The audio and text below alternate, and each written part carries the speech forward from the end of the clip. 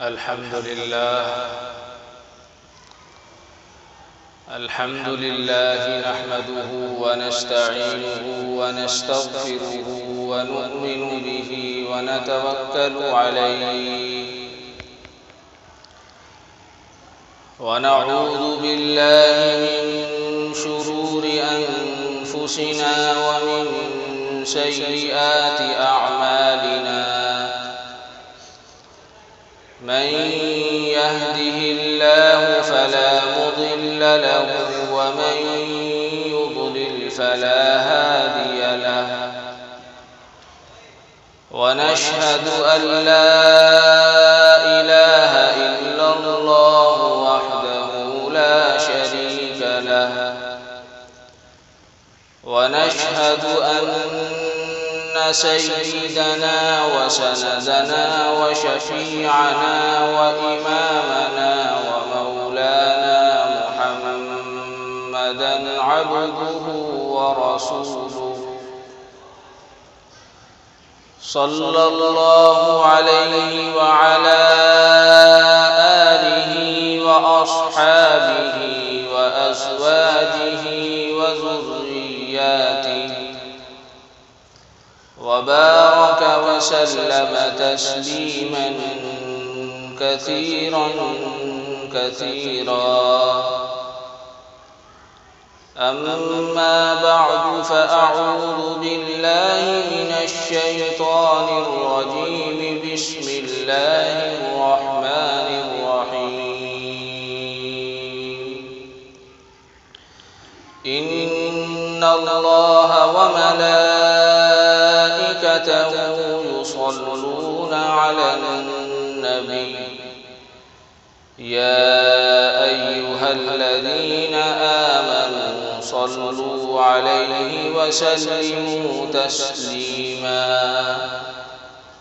صدق الله مولانا العلي العظيم.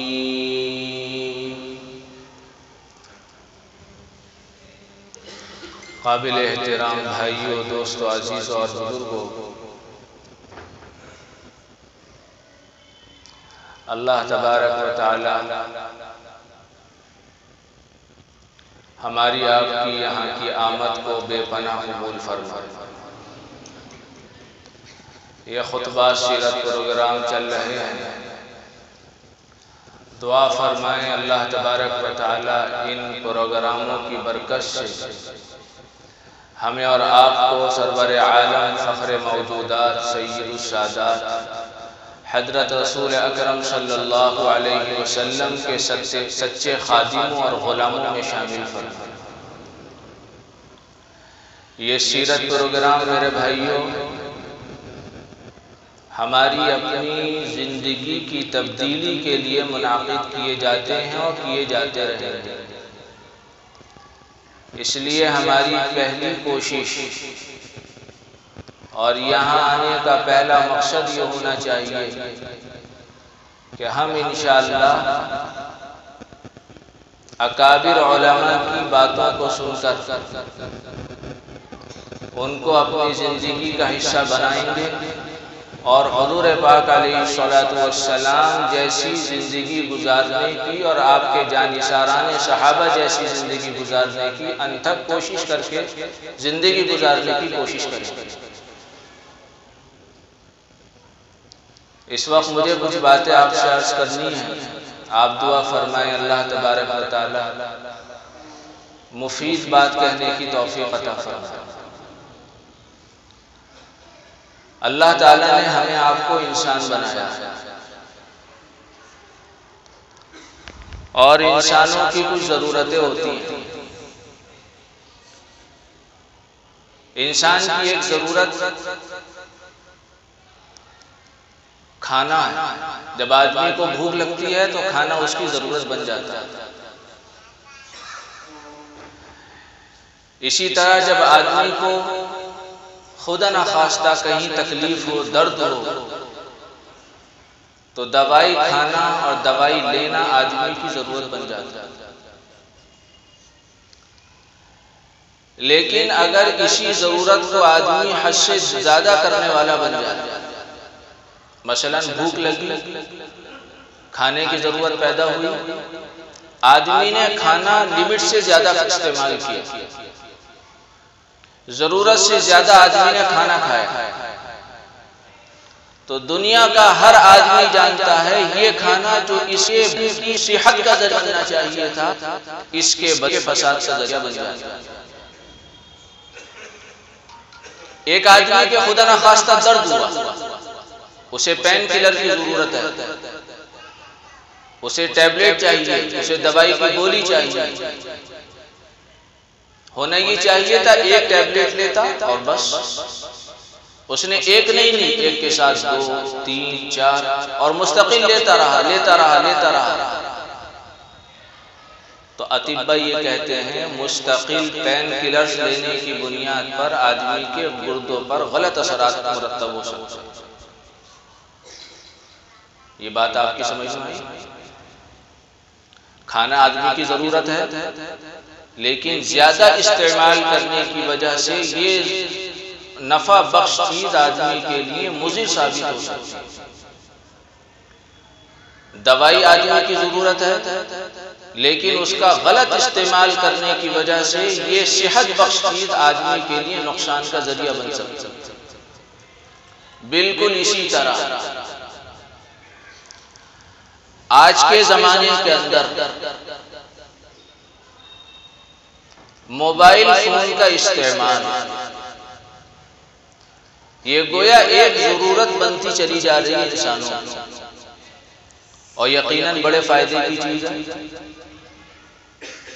آدمی کہیں بیٹھا ہے اور کہیں بات کر رہا ہے۔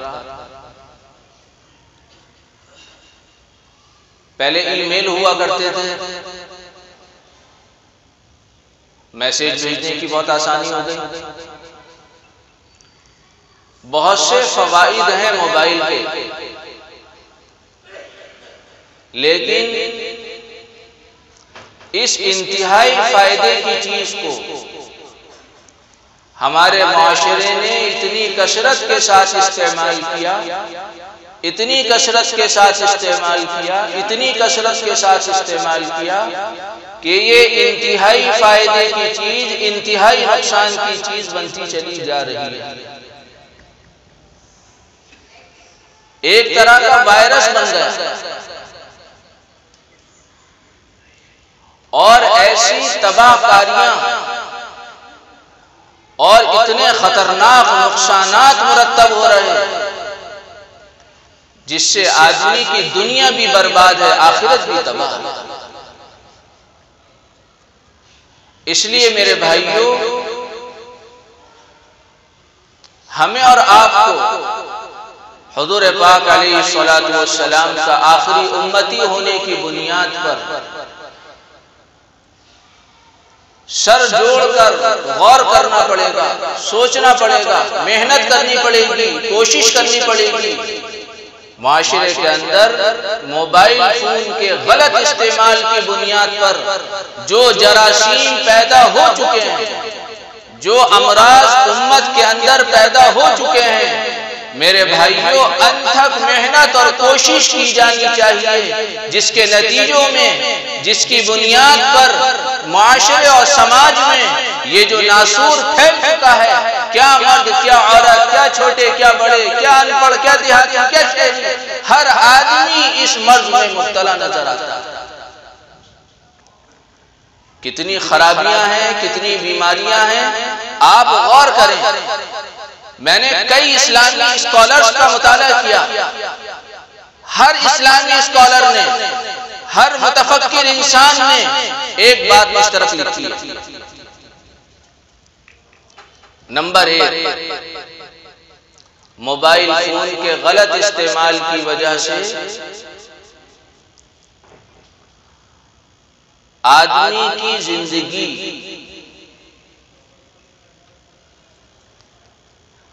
جو پاک دامنی والی ہونی چاہیے تھی وہ ختم ہو گئی۔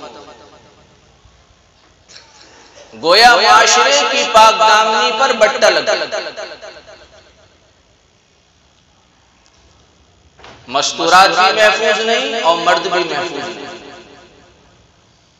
گھرانہ دیندار ہے، باپ دیندار ہے، ماں دیندار ہے، لیکن بچوں نے اپنی پاک دامنی کو جلا کر خاکستر کر دیا۔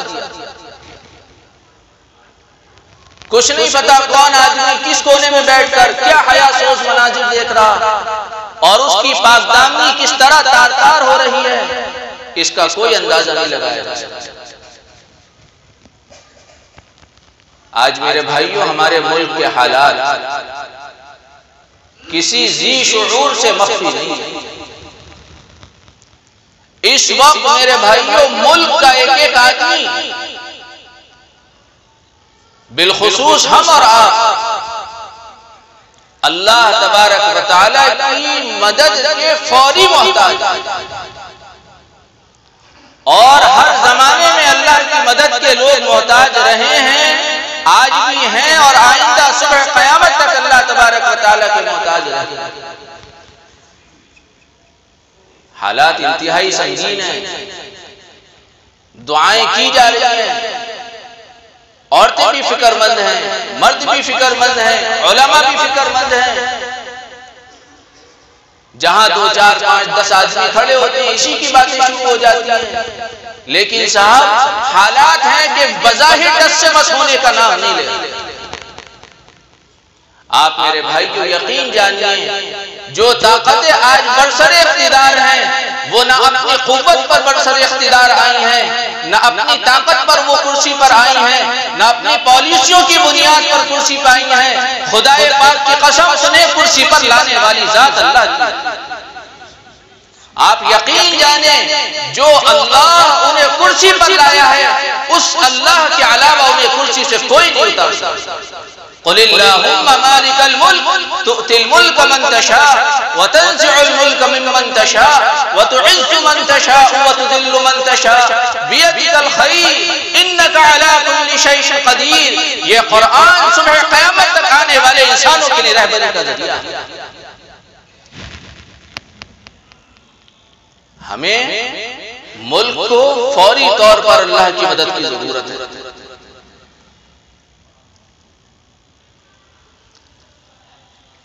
موبائل کے کثرت استعمال کی بنیاد پر، اور کہنا چاہیے غلط استعمال کی بنیاد پر، ہماری آپ کی اور معاشرے کی ایک بڑی تعداد ہے جس کی پاک دامنی خاکستر ہو چکی ہے۔ آپ یہ نہ سمجھیے پاک دامنی کا تعلق پاک دامنی معمولی چیز ہے۔ پاک دامنی اتنی بڑی اپنے اندر طاقت رکھتی ہے کہ جب کوئی اللہ کا بندہ یا اللہ کی بندی جب جس زمانے میں، جس قوم میں، جن حالات میں پاک دامنی کا التزام کرنے لگتا ہے، کرنے لگتی ہے، اور وہ طے کر لیتا ہے کہ ہم حکومتوں سے ٹکرا جائیں گے، فوجوں سے ٹکرا جائیں گے، لیکن خدا پاک کی قسم ہم اپنی پاک دامنی پر آنچ نہیں آنے دیں گے۔ آپ یقین جانیے، قرآن شاہد ہے، نبی پاک علیہ السلام کا زمانہ شاہد ہے، اور آپ کے زمانے کے بعد جتنے زمانے گزرے ہیں واقعات آپ تلاش کریں، ملتے چلے جائیں گے۔ جس زمانے میں، جس قوم نے، جس نسل نے، اور جس فرد نے، اور جس مرد اور عورت نے پاک دامنی کو اختیار کیا ہے، اللہ تبارک و تعالی نے مدد کے وہ کرشمے دکھائے ہیں، آدمیوں کی عقلیں اور انسانوں کی عقلیں حیران رہ گئی۔ قرآن میں واقعہ ہے حضرت سیدنا یوسف علیہ نبینا علیہ السلام، تفصیلی واقعہ اللہ نے بیان کیا۔ حضرات مفسرین نے ان واقعات میں بے شمار نقطے بیان کیے کہ اس میں یہ نقطہ ہے، اس میں یہ فائدہ ہے، اس میں یہ سبق ہے۔ حضرت یوسف علیہ السلام کی خوبصورتی مشہور، آپ کا واقعہ مشہور، مجھے واقعہ نہیں دہرانا، مجھے تفصیلات بیان نہیں کرنی۔ حضرت یوسف علیہ السلام بڑے ہو رہے ہیں، بھائیوں نے ان کے ساتھ اچھا نہیں کیا، کنویں میں ڈال دیے گئے، قافلے نے نکالا اور مصر لے جا کے بیچ دیا۔ وہ بچہ جس کی ماں نہیں ہے، باپ انتہائی محبت کرتا ہے، بھائی جان کے دشمن بن گئے۔ دیش سے پردیس آ گئے، کوئی پرسان حال نہیں، ظلم بالائے ظلم یہ ہوا، قافلے والوں نے غلام بنا کر بیچ دی، آزاد بچہ شہزادہ خوبصورت حضرت یعقوب علیہ السلام کا فرزند ارجمند، عزیز مصر خریدار بنا، لے کر آ گیا، گھر میں رہتے رہے، اللہ کا ایک ضابطہ ہے، اللہ تبارک و تعالیٰ اپنے بندوں کو ٹھوک بجا کے دیکھتا ہے۔ ایک آدمی مٹکا لاتا ہے، گھڑا لاتا ہے مٹی کا، تو کمہار کے یہاں اس کو بجا کے دیکھتا ہے چٹکا تو نہیں ہے۔ اللہ تبارک و تعالیٰ بھی اپنے بندوں کی آزمائش کرتا ہے۔ الف لام میم احسب الناس ان یترکوا ان یقولوا آمنا وهم لا یفتنون، تمہیں اندازہ یہ ہے کہ تمہیں آزمایا نہیں جائے گا، تمہیں ایسی سب کچھ مل جائے گا۔ حضرت یوسف علیہ السلام جوانی، حسن بے مثال، جو ایک جھلک دیکھ لے دیوانہ ہو جائے۔ عزیز مصر کی بیوی نے اپنی مطلب براری کے لیے ان کو آمادہ کرنا چاہتا ہے۔ قرآن کیا کہتا ہے؟ آپ قرآن سنیے، وَرَاوَدَتْهُ الَّتِي هُوَ فِي بَيْتِهَا عَن نَفْسِهِ وَغَلَّقَتِ الْأَبْوَابَ وَقَالَتْ هَيْتَ لَكَ، وَرَاوَدَتْهُ الَّتِي هُوَ فِي بَيْتِهَا عَن نَفْسِهِ، قرآن یہ کہہ رہا ہے جس کے گھر میں رہے تو اسی نے آفر دیا، اسی نے پھسلایا۔ بتاؤ جی بچنے کا کوئی راستہ ہے؟ وَغَلَّقَتِ الْأَبْوَابَ، اور راستہ بھی ہموار کیا، دروازے سارے بند کر دیے گئے، کوئی نہیں ہے، تم ہو اور ہم۔ وَقَالَتْ، اور اس نے کہا آ جاؤ میں تمہیں بلا رہا ہوں۔ سارا راستہ ہموار ہے، درمیان میں کوئی رکاوٹ نہیں ہے، ایک بندہ ہے جو مظلوم ہے، جو بچپن میں باپ کی شفقت سے محروم ہو گیا، بچپن میں ماں کی محبت سے محروم ہو گیا، بچپن میں اپنے محلے کی گلیوں سے محروم ہو گیا، بچپن میں غلام بنا لیا گیا، کشم پرسی کی زندگی گزار رہا ہے، اور جس کے یہاں کھا رہا تھا آج اسی کے یہاں سے آفر مل رہا، آ جاؤ تم ہو اور ہم ہیں، آج ہمارے تمہارے درمیان تیسرا کوئی نہیں ہے، آج ہم اور تم عیش کی زندگی گزاریں گے، زندگی کی رنگریلیاں اڑائیں گے، آج ہمیں تمہیں روکنے ٹوکنے والا کوئی نہیں ہے۔ وہ ایک اللہ کا بندہ بند کوٹھری میں کہتا ہے قال معاذ اللہ، نہیں میں یہ حرکت نہیں کر سکتا، خدا نے مجھے یہ وجود بخشا ہے، میں نے تمہاری روٹی کھائی ہے، میں نے تمہارا نمک کھایا ہے، قال معاذ اللہ انہ ربی احسن مثوایا، نہیں میں تو یہاں پلا بڑا ہوں، میں یہ غداری نہیں کر سکتا۔ مفسرین نے دو مطلب لکھے ہیں، انہ ربی احسن مثوایا، وہ میرا پروردگار ہے، یعنی اللہ، اس نے مجھے جنم دیا، اس نے میرے ہاتھ پیر بنائے، اس نے مجھے خوبصورت بنایا، یہاں مجھے صحیح سالم رکھا، شہزادوں والی زندگی گزر کر رہا ہوں، میں یہ کام نہیں کر سکتا۔ دوسرا مطلب مفسرین نے لکھا ہے، یہ جو عزیز مصر ہے یہ میرا آقا ہے، میں اس کے غائبانے میں اس کے حرم پہ ہاتھ نہیں ڈال سکتا۔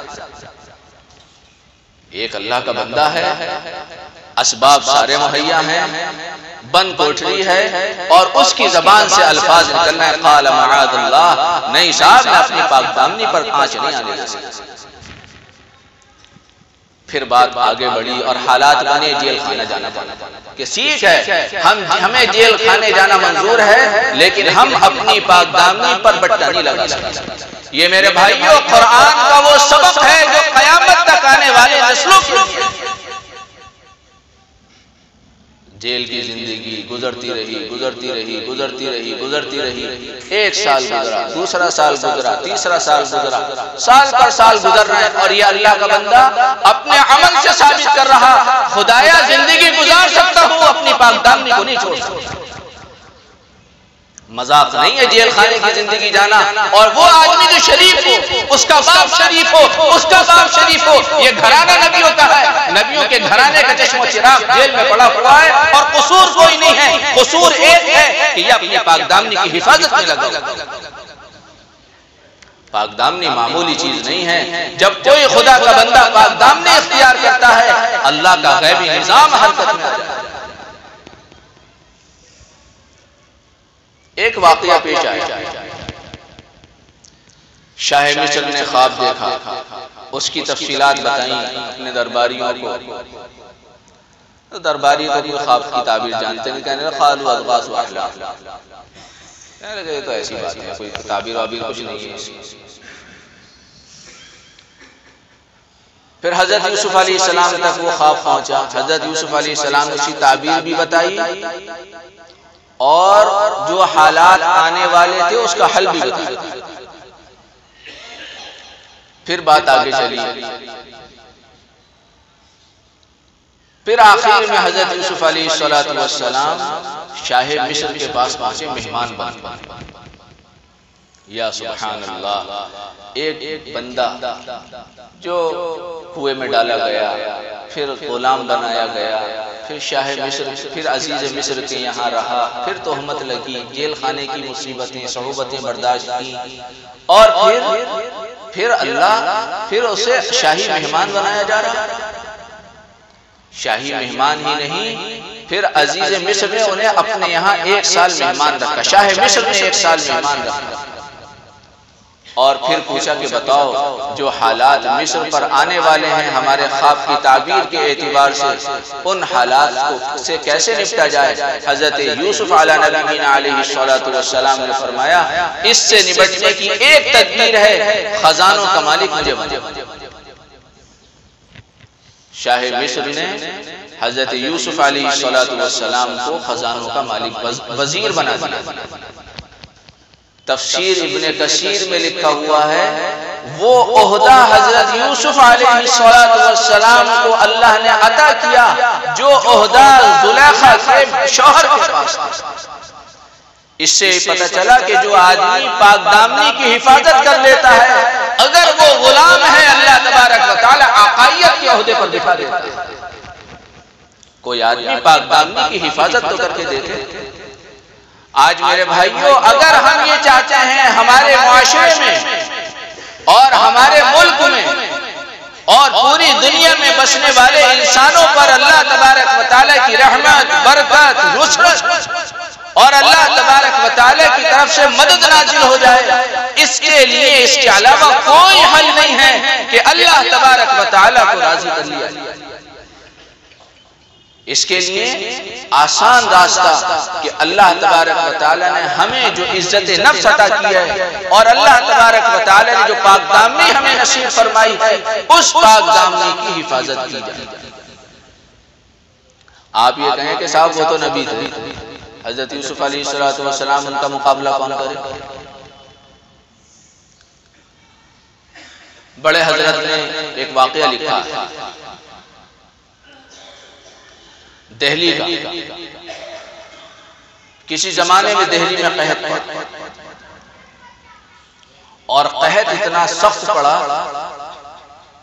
کہ کھیتوں میں کھیتیاں ختم، باغوں میں پھل ختم، کنووں میں پانی ختم، سارے لوگ پریشان. جب قحط حد سے زیادہ بڑھ گیا تو سارے لوگوں نے مشورہ کیا بھئی کیا کرنا چاہیے.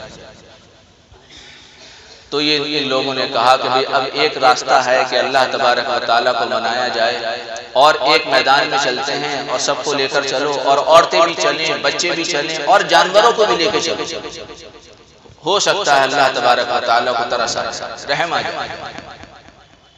یہ سارا مجمع، مرد بھی، عورتیں بھی، بچے بھی اور جانور بھی، مویشی سب میدان میں. صبح سے لے کر عصر کا وقت آ گیا، روتے، چیختے، چلاتے، معافی مانگتے، لیکن آسمان پر بارش کے کوئی اثرات مرتب نہ ہوئے. صبح سے شام ایک آدمی مسافر اونٹ کی نکیل پکڑا ہوا جا رہا، اس نے دیکھا کہ بھئی اتنا بڑا مجمع ہے، سبھی رو رہے ہیں، کیا بات ہے؟ اس نے ایک سے پوچھا، اس نے کہا جی یہی بات ہے، دہلی میں قحط پڑا ہوا ہے اور ہم اللہ سے دعا کر رہے ہیں۔ اس نے کہا اچھا۔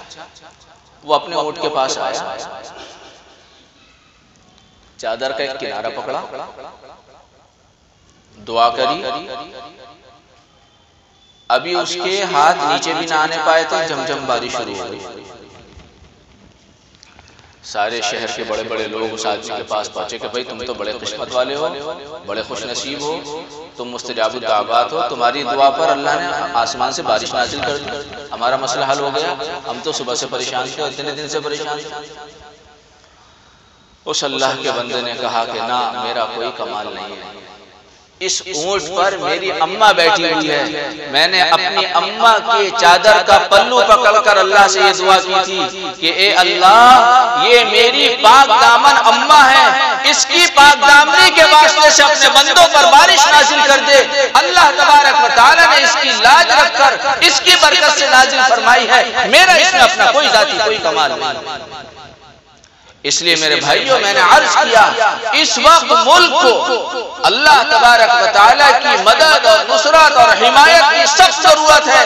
اس کا اہم راستہ اور اس کا بنیادی سبب یہ ہے ہم سب سے کریں، ہمارے مرد بھی، ہماری عورتیں بھی، ہمارے چھوٹے بھی، ہمارے بڑے اور بوڑھے بھی، سب سے کریں انشاءاللہ ہم اپنی پاک دامنی کی حفاظت کریں۔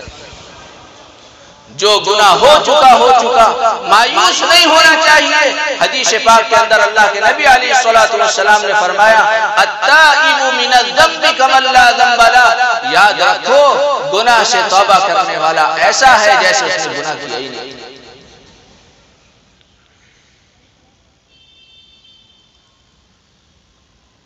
یہ نحوستیں موبائل کے غلط استعمال،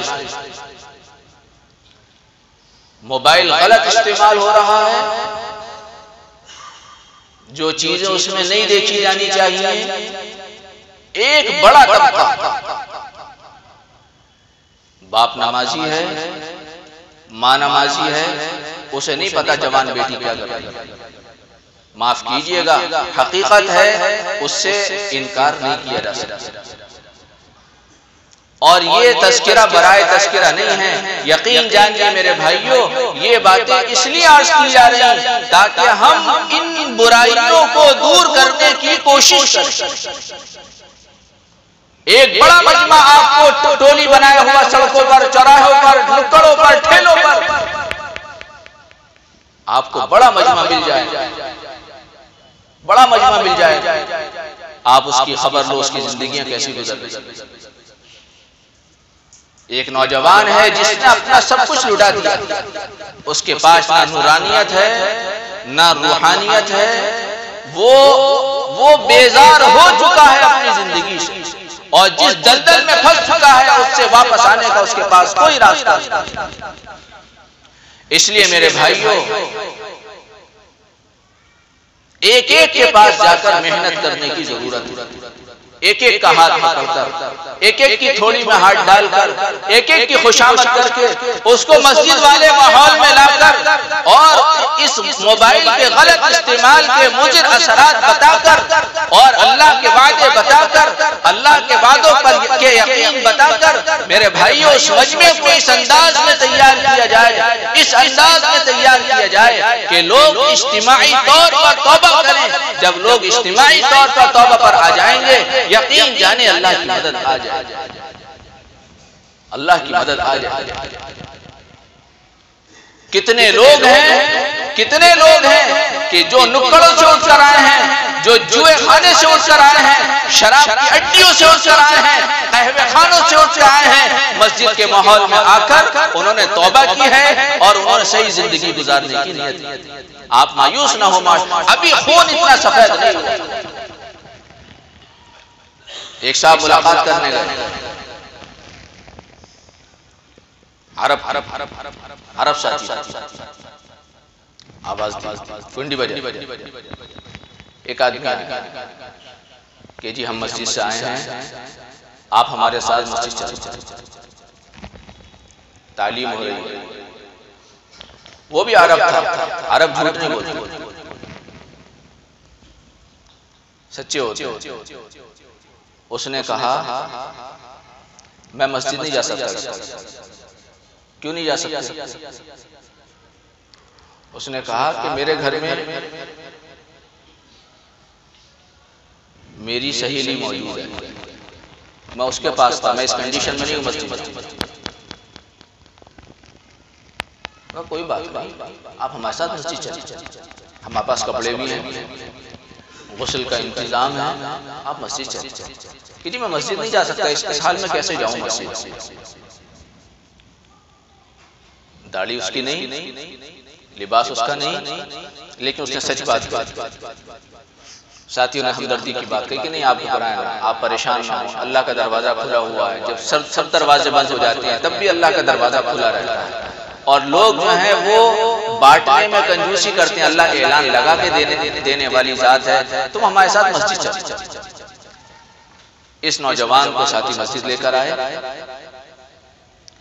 غسل کروایا، کپڑے پہنائے، تعلیم میں بٹھایا، دین کی بات بتائی، اس کا ذہن بدلا۔ اسی مجلس میں اس نے توبہ کری اور طے کیا کہ انشاءاللہ آئندہ گناہوں والی زندگی سے کلیتاً اجتناب کروں گا۔ وقت بھی لگایا، داڑھی بھی رکھی، اچھی زندگی گزارا۔ تو ایک بڑا طبقہ میرے بھائیو، آپ محنت کے میدان میں نکلیں گے، بڑا طبقہ آپ کے ہاتھ لگا جس نے اپنی زندگی موبائل کے راستے سے تباہ کر رکھی۔ تو میں نے عرض کیا تمام اسلامک اسکالرز نے متفق علیہ یہ بات لکھی ہے کہ موبائل کی کثرت استعمال کی بنیاد پر، بلکہ غلط استعمال کی بنیاد پر یہ نقصان ہوا، آدمی کی پاک دامنی کو بٹتا لگتا ہے۔ دوسری بنیاد جو لکھی ہے تمام اسلامک اسکالرز اور متفق علیہ لکھی، موبائل فون کے غلط استعمال کی وجہ سے لوگوں کے اندر بد نظری کا مرض پیدا ہو چکا ہے۔ عام معاشرے میں بد نظری کا وائرس پھیل چکا ہے، اور زیادہ گھبرانے کی بات، بڑے فکر کی بات یہ ہے کہ اس گناہ کو موبائل کے راستے سے گناہ بھی نہیں سمجھا جاتا۔ کتنی ایپس ہیں، کتنے پروگرامز ہیں جس میں جوان لڑکی ناچتی گاتی نظر آتی ہے۔ اسلام میرے بھائیوں، اسلام کوئی دقیانوسی مذہب نہیں ہے، اسلام کوئی خیالی مذہب نہیں ہے، اسلام انتہائی شفاف مذہب۔ آپ کو حیرت ہوگی اسلام کس قدر شفاف مذہب ہے۔ فقہ کے اندر جزیہ لکھا ہوا ہے کہ اگر کوئی لڑکی کھڑی ہے، کوئی غیر محرم عورت کھڑی ہے اور اس کا عکس پانی پر پڑ رہا ہے، اس کی تصویر پانی میں نظر آ رہی ہے، کسی غیر مرد کے لیے جائز نہیں ہے کہ اس پانی پر آئی ہوئی تصویر کو دیکھے، جائز نہیں۔ آج میرے بھائیوں موبائل کے غلط استعمال کی بنیاد پر کتنے گھرانے ہیں جن کی عزتیں ٹک ٹاک کے نام پر نیلام ہو چکی ہیں۔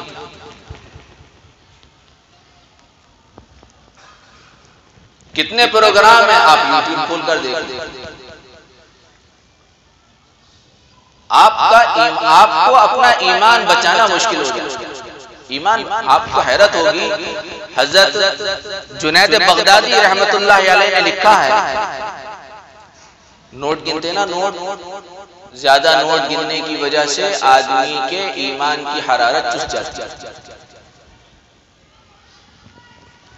ایمان حساس چیز ہے، جب آدمی کی نگاہیں آوارہ ہو جاتی ہیں تو پھر میرے بھائیوں آدمی کہیں سے کہیں چلا جاتا ہے۔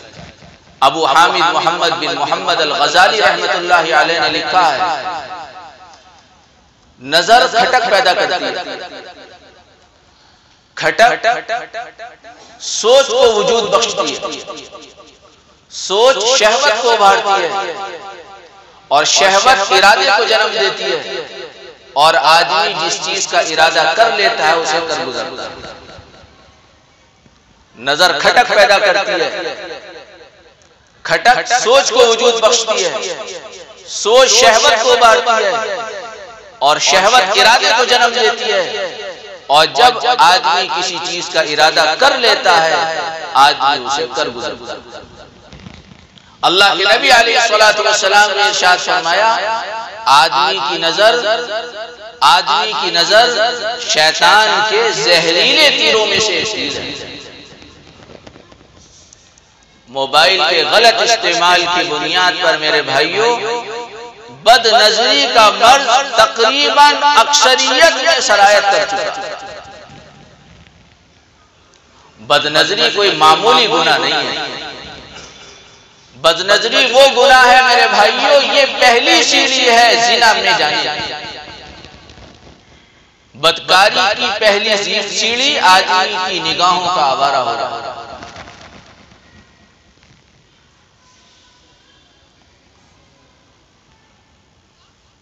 عجیب و غریب بات لکھی ہے حضرت شیخ مولانا محمد زکریا صاحب نور اللہ مرقدہ نے آپ بیتی کے اندر۔ ایک آدمی تھا، اس کے دنیا سے جانے کا وقت قریب، لوگ اس کو کلمے کی تلقین کرتے لیکن اس کی زبان سے کلمہ ادا نہیں کرتا۔ لوگ کہہ رہے ہیں کلمہ پڑھو، کلمے کی تلقین کر رہے ہیں لا الہ الا اللہ محمد الرسول اللہ، لا الہ الا اللہ محمد الرسول اللہ، اور اس اللہ کے بندے کی زبان سے کلمہ ادا نہیں کرتا۔ لوگوں نے پوچھا بھئی کیا بات ہے، تمہاری زبان سے کلمہ ادا کیوں نہیں ہو رہا؟ سنیے میرے بھائیوں کیا جواب ہے، میں بھی اپنے گریبان میں منہ ڈال کر دیکھوں، آپ بھی سوچیں۔ اس اللہ کے بندے نے جو بستر مرض پر پڑا ہوا ہے، اب چلا تب چلے کا منظر ہے، اس آدمی نے جواب دیا کہ میرے پاس ایک عورت تولیہ خریدنے آئی تھی، وہ مجھے اچھی لگی، میں اسے شہوت بھری نگاہوں سے دیکھتا رہا، آج اس کی نحوست کی وجہ سے میری زبان سے کلمہ ادا نہیں ہو رہا۔ میں اور آپ میرے بھائیوں، میں اور آپ اندازہ نہیں لگا سکتے صبح سے شام تک یہ آنکھیں اور یہ ڈیلے اور یہ نگاہیں کہاں کہاں پھری ہیں، میں اور آپ اس کا اندازہ نہیں لگا سکتے۔ ابن جوزی رحمت اللہ علیہ نے لکھا ہے مصر کی جامع مسجد کا مؤذن اذان دینے کے لیے مینارے پر چڑھ رہا ہے، اس کی نظر پڑوس کے مکان پہ پڑی، ایک غیر محرم دوشیزہ لڑکی۔ اس مؤذن کے دل میں بات آئی، نئے کرایہ دار آئے ہیں، اذان کے بعد ملاقات کرتا۔ ایک نظر پڑی ہے غیر محرم لڑکی پر، دل میں خیال آیا کہ اذان کے بعد ان سے ملاقات کروں، کون لوگ ہیں، کہاں سے آئے ہیں، کیا کرتے ہیں۔ اذان دی، نیچے اترا، پڑوس میں گیا، کنڈی بجائی، لڑکی کا باپ نکل کر آیا، جی کون ہو، کہاں رہتے ہو، کب آئے ہو، کیسے آئے ہو۔ پتہ چلا نصرانی گھرانہ ہے اور لڑکی کنواری ہے۔ تو اس مؤذن صاحب نے یہ کہا میں آپ کی بچی سے شادی کرنا چاہتا ہوں۔ اس آدمی نے، باپ نے یہ کہا ٹھیک ہے ہم تیار ہیں، لیکن تمہیں دھرم پریورتن کرنا پڑے گا، مذہب تبدیل کرنا پڑے گا۔ نظر پڑ چکی ہے، نظر کھٹک پیدا کرتی ہے، کھٹک سوچ کو وجود بخشتی ہے، سوچ شہوت کو ابھارتی ہے، اور شہوت آدمی کے اندر ارادہ پیدا کرتی ہے، اور جس چیز کا آدمی ارادہ کر لیتا ہے اسے کر گزرتا ہے۔ اس مؤذن کی نظر پڑ چکی ہے، اس پر شہوت غالب آ چکی ہے، اس نے کہا جو قیمت ہو ہم دینے کو تیار ہیں، تم دھرم بدلنے کو کہو ہم دھرم بدلنے کو تیار ہیں، لیکن ہماری چیز سے کرا تو ٹھیک ہے، آؤ چھت پر چلیں، چھت پر بیٹھ کر بات کریں گے، تفصیل سے کچھ بات کی جائیں گی۔ یہ مؤذن صاحب کو لے کر پیچھے پیچھے چلا، مؤذن صاحب سیڑھی پر چلتے رہے، چڑھتے رہے، چڑھتے رہے، چڑھتے رہے، آدھے زینے پر پہنچے تھے، وہاں سے پیر پھسلا، نیچے گردن کے بل لڑک کر آئے، گردن ٹوٹی اور دنیا سے چلا۔ بدنظری میرے بھائیوں معمولی گناہ نہیں ہے، بدنظری ہماری آپ کے ڈیلے آوارہ ہو گئے میرے بھائیوں، یہ میری آپ کی جاگیر نہیں ہے، یہ آنکھیں اللہ کی دی ہوئی ہیں۔ یقین جانیں اگر ہم ان آنکھوں کا غلط استعمال کریں گے، یہ نہ سمجھا جائے کہ کوئی دیکھنے والا نہیں ہے، جس نے دی ہیں وہ آنکھوں کے اشاروں کو بھی جانتا ہے۔ فرمایا اللہ تبارک و تعالیٰ نے ان ربک لبالمرصاد، غفلت کے ساتھ زندگی نہ گزارو، تم کو جو حرکت کرو گے، تم میں کا کوئی آدمی غلط کام کرے، ہم ایک لمحے میں ایک آن میں مردوں کی، عورتوں کی، چھوٹوں کی، بڑوں کی، ہر آدمی کی ساری نقل و حرکت کو ایک آنکھ دیکھ رہے، کوئی بچ نہیں سکتا۔ تو تمام اسلامک اسکالرز نے دوسری بات بھی لکھی ہے، موبائل فون کے غلط استعمال کی بنیاد پر بدنظری کا مرض امت کے اندر بڑھتا۔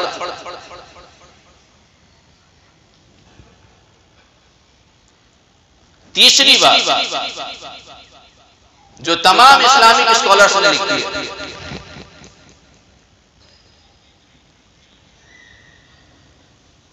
غلط استعمال کی بنیاد پر فون انتہائی فائدے کی چیز، لیکن استعمال غلط ہوتا ہے، استعمال غلط ہوتا ہے۔ تیسری چیز جو اسلامک اسکالرز نے لکھی ہے وہ یہ کہ موبائل فون کے غلط استعمال کی بنیاد پر معاشرہ بے حیا ہو گیا، معاشرے میں بے حیائی عام ہو گئی، معاشرہ بے حیا ہو گیا۔ حالانکہ حیا کہ اللہ کے نبی علیہ السلام اپنے صحابہ کو فرما رہے ہیں، سبحان اللہ، خود فرمایا اللہ کے نبی علیہ السلام نے خیر القرون قرنی ثم الذین یلونہم ثم الذین یلونہم، سب سے شاندار زمانہ میرا زمانہ۔ اللہ کے نبی علیہ السلام موجود ہیں، سردار الانبیاء خود موجود ہیں، اور وہ لوگ موجود ہیں جنہیں اللہ نے حضور کی صحبت کے لیے چنا ہے۔ اولئک اصحاب محمد صلی اللہ علیہ وسلم اختارهم اللہ سبحانہ وتعالی لصحبت نبیہ ولاقامت دینہ، یہ حضور پاک صلی اللہ علیہ وسلم کے صحابہ ہیں جنہیں اللہ نے حضور کی صحبت کے لیے چنا ہے۔ سردار الانبیاء موجود ہیں، صحابہ سامنے موجود ہیں، اور حضور پاک علیہ السلام ارشاد فرما رہے ہیں استحیوا من اللہ حق الحیاء، قالوا انا نستحیی من اللہ یا نبی اللہ والحمد للہ، قال لیس ذلك ولكن من استحیا من اللہ حق الحیاء فلیحفظ الرأس وما وعى وليحفظ البطن وما حوى وليذكر الموت والبلا ومن أراد الآخرة ترك زينة الدنيا فمن فعل ذلك فقد استحيا من الله حق الحياء۔ حضور پاک علیہ السلام ارشاد فرما رہے ہیں میرے ساتھیوں باحیا زندگی گزارو، باحیا، اللہ اکبر۔ حضور پاک علیہ السلام ہیں اور صحابہ ہیں، اور حضور تعلیم دے رہے ہیں استحیوا من اللہ حق الحیاء، دیکھو اپنے اللہ سے حیا کر کے زندگی گزارنا، باحیا زندگی گزارنا، بے حیائی کی زندگی مت گزارنا۔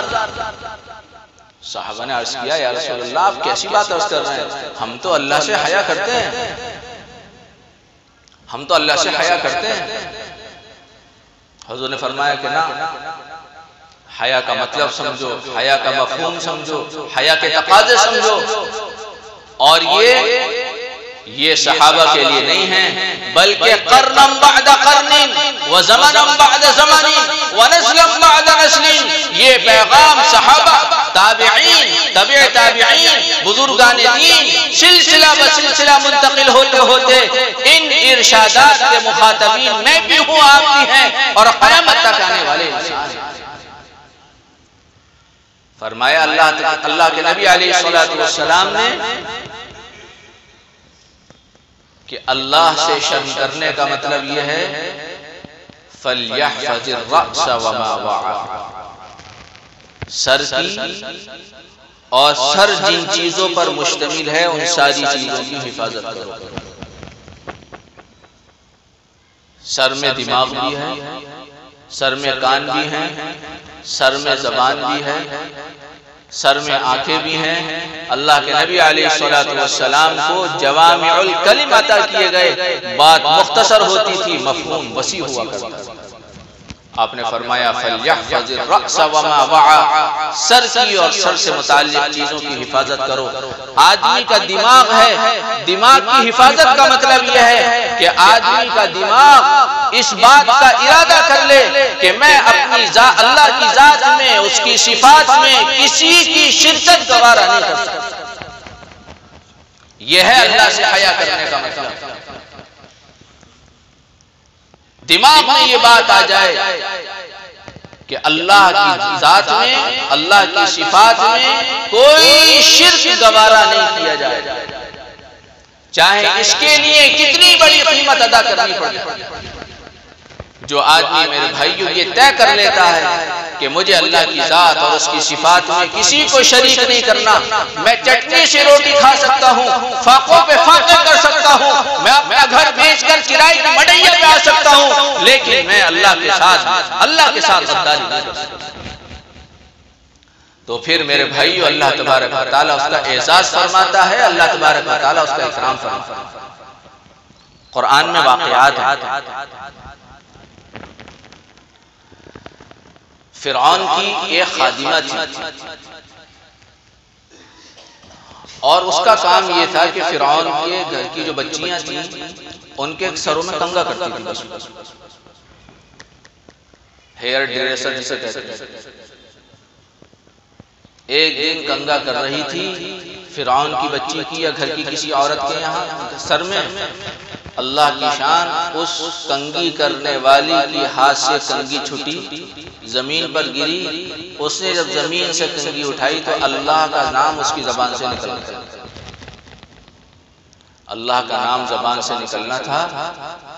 یہ لڑکی چونک گئی، اس نے کہا کہ کیا تو موسیٰ کے رب پر ایمان لاتی؟ مثل مشہور ہے، عشق اور مشق چھپتا نہیں ہے۔ اس نے کہا کہ ہاں میں رب موسیٰ پر ایمان لا چکا۔ اس نے کہا اچھا ابھی تجھے مزہ چلا۔ یہ فرعون کے پاس کوئی کہنے لگا ابا جان، ہمارے محل میں رہنے والی ایک دو کوڑی کی خادمہ جو ہمارے ٹکڑوں پر اور ہمارے ٹکوں پر پلنے والی، وہ آپ کو رب نہیں مانتی، وہ تو رب موسیٰ پر ایمان لا چکی۔ فرعون تو آگ بگولا، اس نے کہا ابھی بتاتا ہوں اسے، ابھی مزہ چکا۔ ایمرجنسی دربان لگایا گیا، درباریوں کو بلایا گیا، وزیر وزراء کو بلایا گیا اور پھر اس خادمہ کو بلایا گیا۔ اس خادمہ سے فرعون نے کہا کیا تو رب موسیٰ پر ایمان لائی؟ اس نے کہا ہاں بات یہ کہ اپنی بات سے پھر جا ورنہ ہم تیرے ساتھ بہت برا سلوک کریں۔ اس نے کہا فَقْضِ مَا أَنْتَ قَادٍ، تجھ سے جو ہو سکے کر لے، ہم اپنی بات سے پیچھے نہیں ہٹ سکتے۔ فَلْيَحْفَظِ الرَّأْسَ وَمَا وَعَى، دماغ میں یہ بات فٹ ہو جائے کہ میں بڑی سے بڑی قیمت ادا کر سکتا ہوں، اللہ کی ذات اور صفات میں شرک نہیں کر سکتا۔ جو آدمی یہ طے کر لیتا ہے اللہ تبارک و تعالیٰ اس کا احساس و اکرام فرماتا ہے۔ فرعون نے بہت دھمکیاں دی، نہیں مانی۔ فرعون نے اپنے درباریوں سے کہا اس کو سیدھا لٹا چت لٹا دو اور اس کو چومیخا کر دو۔ چومیخا کرنا ایک طرح کا عذاب ہوا کرتا تھا، سزا ہوتی تھی۔ اس کا مطلب یہ ہوتا تھا آدمی کو سیدھا کیا اور ہاتھوں میں اور پیروں میں گلمے کے گاڑ دی جاتی، آدمی ہل نہیں سکتا۔ صنف نازک ہے، عورت ذات ہے، خادمہ ہے، غریب ہے، اور اس نے یہ طے کرے فَلْيَحْفَظِ الرَّأْسَ وَمَا وَعَى، اس کے دماغ میں یہ بات آ چکی ہے مجھ سے کوئی قیمت تم لے لو، میں اللہ کی ذات میں شریک کسی کو نہیں کر سکتا۔ اب یہ مچل نہیں سکتی، تڑپ نہیں سکتی، ہل ڈل نہیں سکتی۔ اب فرعون نے کہا بتا اب میری ربوبیت کا انکار کرتی ہے؟ اس نے کہا نہ۔ فرعون نے اس کی چھوٹی سی بچی، دودھ پیتی بچی، اس کو منگوایا اور اسے اس عورت کے سینے پر رکھ دیا۔ چھوٹی بچی ماں اس حال میں ہے کہ اپنا ہاتھ نہیں ہلا سکتی، اپنے پیر نہیں ہلا سکتی، اپنی بچی کو چوم نہیں سکتی، پیار نہیں کر سکتی، اس کو گود میں نہیں لے سکتی۔ اس حال میں، بے بسی کے حال میں، ننھی بچی ماں کی پیٹھ پر، ماں کے پیٹ پر فرعون نے کہا مانتی ہے نہیں؟ فرعون نے کہا مان جا ورنہ ہم اس کو تیرے سامنے ذبح کر دیں گے۔ اس نے کہا نہیں، تجھ سے جو ہو سکے کر لے، ہم اپنی بات سے پیچھے نہیں ہٹیں۔ فرعون ظالم نے اس چھوٹی سی دودھ پیتی بچی کو اس خادمہ کے سینے پر ذبح کرایا۔ میرے بھائیوں، سینے پر ہاتھ رکھ کر بتائیں، جب اس بیچاری کے سینے پر معصوم بچی کا خون پڑا ہوگا، اس کے جذبات کا کیا بنا؟ لیکن بات یہ ہے فَلْيَحْفَظِ الرَّأْسَ وَمَا وَعَى، جو طے کر لیتا ہے جو ہو جائے میں کرنے کو تیار ہوں، لیکن اے اللہ میں تیری ذات میں کسی کو شریک نہیں کروں۔ اس نے کہا ٹھیک ہے، تو نے ذبح کر دیا، شہید کر دیا، کوئی بات نہیں۔ فرعون نے کہا مانتی ہے، اب یہ موقع ہے؟ اس نے کہا اب بھی نہیں مانی۔ اس زمانے کے اندر کتے اور شیر اور بچھو پالے جاتے تھے، بڑے بڑے بچھو، قیدیوں کو سزا دینے کے لیے۔ اس نے کہا فرعون نے بچھو لائے جائیں، بچھو لائے گئے، اسے دکھایا گیا۔ مانتی ہے کہ نہ؟ بچھو اس صنف نازک کے جسم پر چھوڑ دیے گئے۔ ایک ذرا سی بھیڑ کی مکھی کاٹ لے 6 فٹا انسان تڑپنے لگتا ہے۔ وہ بے بس جس کے دونوں ہاتھوں میں گلمے کے ٹکی ہوئی ہوں اور جس کے دونوں پیروں میں گلمے کے ٹکی ہوئی ہوں، اور پالتو بچھو اس کے جسم پر چھوڑے جا رہے ہوں اور وہ چاروں طرف سے اس کو ڈس رہے ہوں، اس کی تلملاہٹ کا میرے بھائیوں ہم یہاں پیٹ بھرے ہونے کی حالت کا اندازہ نہیں لگا سکتے۔ تڑپتی رہی، مچلتی رہی، فرعون کا آفر آتا رہا اب بھی چھوڑ دیں گے، اقرار کر لے میری نبوت کہ نہ، ہم اپنے اللہ کے ساتھ کسی کو شریک نہیں کر سکتے۔ اسی حال میں اس اللہ کی بندی نے اپنی جان آفریں کے سپرد کر دی اور دنیا سے چلی گئی۔ فرعون بہت خوش، میں نے اپنے دشمن کو ٹھکانے لگا دیا، میں نے دشمن کو اپنے ٹھکانے لگا دیا۔ خوشی خوشی گھر آیا، گھر میں آ کر بی بی آسیہ سے کہنے لگا آج تو بڑا عجیب واقعہ ہوا، ایسا ہوا، ہم نے اس کو دربار میں بلایا، پھر ہم نے اس کے ساتھ ایسا کیا ایسا ہوا۔ بی بی آسیہ نے کہا تجھے شرم نہیں آئی؟ تیرا کلیجہ نہ پگھلا؟ تو پتھر دل ہو گیا؟ تو نے اس بیچاری کو شہید کرا دیا اور اس معصوم کا بھی خیال نہ کیا؟ بی بی آسیہ نے اسے ملامت کی۔ تو یہ کہنے لگا تو بھی مسلمان ہو گئی کیا؟ تو بھی موسیٰ کو رب؟ نے کہا ہاں میں بھی رب موسیٰ پر ایمان لاتی ہوں۔ اس نے کہا اچھا ابھی تو ایک کو مزہ چکھایا، ابھی بتاتا ہوں۔ یہ پھر دوبارہ اٹھ گیا، ایمرجنسی دربار لگایا اور دربار میں اعلان کیا ابھی ایک گستاخ عورت کو کیفر کردار تک پہنچایا ہے، اب دوسرے کا نمبر ہے، دیکھو یہ کون ہے دوسرا؟ آرڈر جاری کیا، آسیہ کو دربار میں لایا گیا۔ جو خادم تھے وہ پریشان کہ ابھی تو ہم ان کے حکم پر اشاروں پر حکم تعمیل کیا کرتے، مالکن کو پکڑ کے لانا۔ فرعون کا حکم، حضرت آسیہ کو دربار میں لایا گیا۔ ہاں جی کیا کہتی ہو؟ کہ جی میں رب موسیٰ پر ایمان لا چکی ہوں، رب موسیٰ پر ایمان لا چکی ہوں۔ آسیہ سمجھ لے کہ نہیں میں کچھ نہیں، میں کوئی سودا نہیں کر سکتی۔ فرعون نے کہا بھرے دربار میں تیرے کپڑے اتار دیے۔ اللہ اکبر! کسی مرد کو مرد کے سامنے اگر یہ حرکت کی جائے وہ شرم سے وہ یہ سوچے گا زمین پھٹ جائے اور آدمی زمین کے اندر سما جائے۔ مردوں کے سامنے ایک عورت کو، اور عورت بھی وہ جو شہزادی ہو اور جو بڑے درجے کی عورت ہو، اس کو کہا جا رہا اگر تمہیں ہماری بات نہیں مانی بھرے دربار میں ہم تیرے کپڑے اتروا دیں۔ اس نے کہا نہیں۔ فرعون نے ان کے کپڑے اتروا دیے، بھرے مجمع میں حضرت آسیہ کے کپڑے اتروا دیے۔ مانتی ہو؟ نہیں مانتی۔ فرعون نے کہا دیکھ مان جا، نفع میں رہے گی، فائدے میں رہے گی۔ اس نے کہا نہیں، رب موسیٰ پر ایمان لا چکی ہوں، تجھ سے جو ہو سکے کر لے، میں اپنا دین، اپنا ایمان اور اپنے اللہ کو نہیں چھوڑ سکتا۔ فرعون نے کہا اسے بھی چومیخا کر دیا جائے، اس کے بھی ہاتھوں میں کیلیں اور پیروں میں کیلیں ٹھوک دی جائیں، لیکن اس کا رخ محل کی طرف کر دیا جائے تاکہ اس کی حسرت ڈبل ہو جائے اور اس کو پتہ چل جائے کہ آج کے بعد میں کبھی اس محل میں جا نہیں سکتا۔ حضرت آسیہ کو چومیخا کر دیا گیا، نازک ہاتھوں میں کیلیں ٹھوک دی گئیں، کیا خون کے فوارے چھٹے ہوں گے، پیروں میں کیلیں ٹھوک دی گئیں، اور اب فرعون کی طرف سے آفر ہے کہ ہاں اب بتا کیا کہتی ہے، مجھے رب مانتی یا نہیں مانتی؟ اس نے کہا نہیں مانتی۔ تو فرعون نے حکم دیا کہ اس کی کھال اتار دی جائے۔ اس زمانے کے اندر کچھ بلیڈ اس انداز کے خاص تھے، ایک کسی خاص تکنیک کے اعتبار سے آدمی کی کھال اتار دی جاتی ہے۔ دھیرے دھیرے کھرچ کے حضرت آسیہ کے پورے جسم سے کھال کھرچ دی گئی۔ جب میرے بھائیوں کھال کھرچی ہے، مچھلی کی طرح تڑپ رہی ہیں، فرعون کہہ رہا اب بھی مان جا، نہیں مان سکتا۔ فرعون نے کہا مرچیں لائی، پیسی بھی مرچیں لائی گئیں، حضرت آسیہ کے جسم پر وہ مرچیں ڈالی گئیں، وہ اللہ کی بندی تڑپتی رہی اور فرعون کا آفر ٹھکراتی رہی کہ نہیں، میں تڑپ کر جان دے سکتی ہوں لیکن اپنے اللہ کے ساتھ کسی کو شریک نہیں کر سکتی۔ اسی حال میں حضرت آسیہ رضی اللہ عنہا نے ایک دعا کی، سورہ تحریم میں اللہ نے اس دعا کو قرآن کا حصہ بنا دیا۔ حضرت آسیہ فرما رہی ہیں اے میرے پروردگار، اس فرعون نے مجھے محل سے نکالا ہے، مجھے اس کا محل نہیں چاہیے، پروردگار عالم مجھے اپنے قرب میں ایک محل عطا فرما۔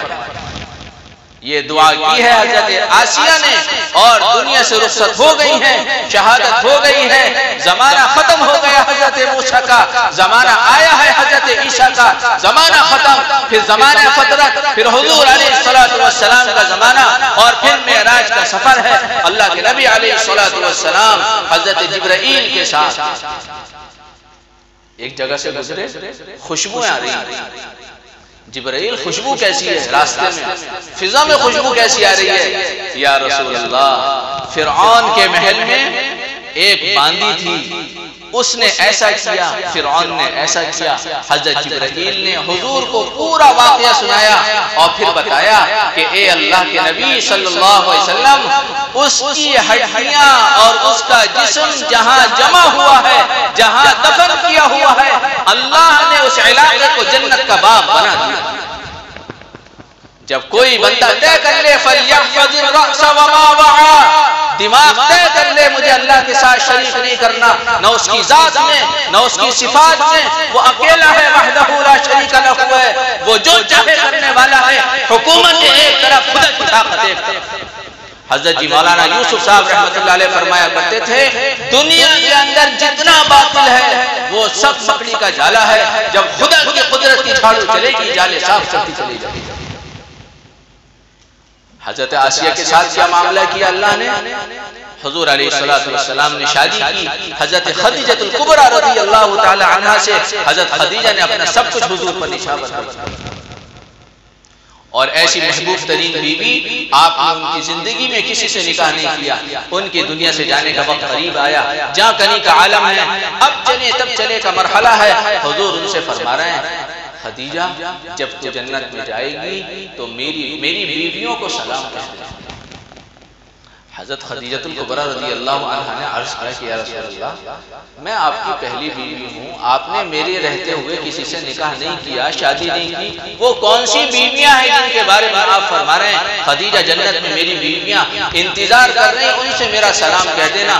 حضور پاک علیہ السلام نے فرمایا کہ جنت کے اندر میری دو بیویاں ہیں جن سے اللہ نے میرا نکاح کرا دیا ہے، ایک بی بی آسیہ ہیں اور ایک مریم علیہ السلام ہیں، اللہ نے دونوں کا نکاح میرے ساتھ جنت میں کرا دیا ہے۔ ایک اللہ کی بندی نے طے کیا کہ اللہ مجھے اس کا محل نہیں چاہیے، مجھے فرعون کا گھر نہیں چاہیے، مجھے اپنے قرب میں محل عطا فرما۔ اللہ تبارک و تعالیٰ نے ایسی قدردانی فرمائی ہے، گھر بھی عطا فرمایا، گھر والا بھی عطا فرمایا۔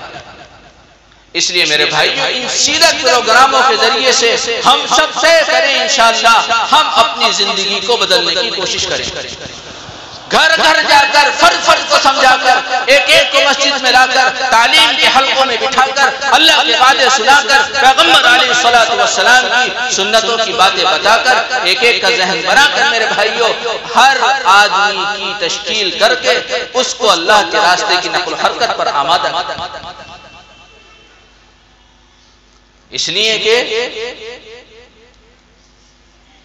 ان خرافات سے بچنے کا راستہ ہی یہ ہے کہ آدمی اپنے کو اتنا مشغول کر دے کہ ان خرافات میں لگنے کا موقع نہ ملے. 3 باتیں عرض کی، کچھ باتیں اور عرض کرنی تھی، وقت اجازت نہیں دیتا. نمبر 1، تمام اسلامک اسکالرز نے ایک بات لکھی ہے، موبائل فون کے غلط استعمال کی بنیاد پر لوگوں کی پاک دامنی پر بٹا لگ چکا. تمام اسلامک اسکالرز نے دوسری بات یہ پیش کی ہے اپنے تجزیے میں کہ موبائل فون کے غلط استعمال کی بنیاد پر بے حیائی عام ہو چکی ہے. تیسری بات تمام اسلامک اسکالرز نے یہ بات پیش کی ہے کہ موبائل فون کے غلط استعمال کی بنیاد پر بد نظری کا گناہ امت کے اندر رچ بس چکا ہے. اس لیے میرے بھائیوں ہم سب طے کریں انشاءاللہ ہم اپنی ذات سے بھی اجتناب کی کوشش کریں گے، بچنے کی کوشش کریں گے، اور اپنی مسجد کی سطح سے لے کر محلے میں کوئی گھر ایسا نہ بچے. مردوں میں بھی محنت، عورتوں میں بھی محنت. اچھا محنت کیسے ہو؟ اس کا آسان راستہ یہ ہے میرے بھائیوں، ہم سب اپنے آپ کو پابند بنائیں تعلیم کے حلقوں میں بیٹھے کہ ہم اللہ اس کے رسول کے وعدوں کا یقین لے کر یہاں سے جائیں گے اور ان تعلیم کے حلقوں کو اپنے گھروں میں زندہ کریں گے.